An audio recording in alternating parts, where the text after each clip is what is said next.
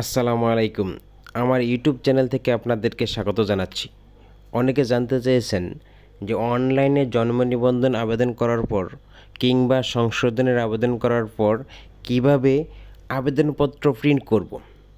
তা আজকে আমি এরকম একটা ভিডিও নিয়ে আসছি, যদি ভিডিওটা সম্পূর্ণ স্কিপ না করে দেখেন তাহলে অবশ্যই আবেদনপত্র আপনি প্রিন্ট করতে পারবেন।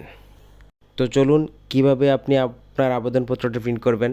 তো প্রথমে আপনাদেরকে অবশ্যই ইন্টারনেট ব্রাউজার থেকে যে কোনো একটি ব্রাউজার চয়েস করে নিতে হবে। সাধারণত আমি গুগল ক্রোম দিয়ে কাজ করি, সুতরাং আমি গুগল ক্রোম বেছে নিয়েছি। গুগল ক্রোম ওপেন করার পর এরকম একটা ইন্টারপেজ আপনাদের সামনে চলে আসবে।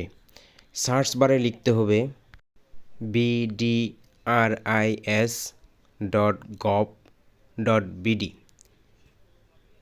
লেখার পর এন্টার প্রেস করবেন।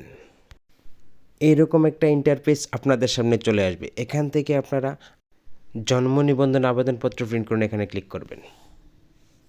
ক্লিক করার পরে এরকম একটা ইন্টারফেস আপনাদের সামনে চলে আসবে।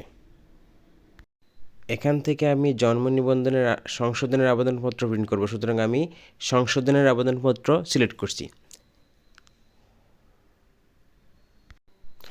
তারপরে অ্যাপ্লিকেশন আইডিটা বসাবেন, এরপর জন্ম তারিখ দিবেন,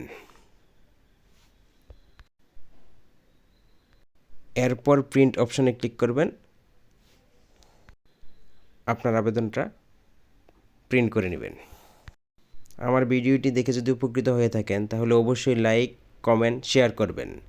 আর আরও নতুন নতুন ভিডিও তৈরি করার জন্য উৎসাহ দিবেন। ধন্যবাদ পাশে থাকার জন্য।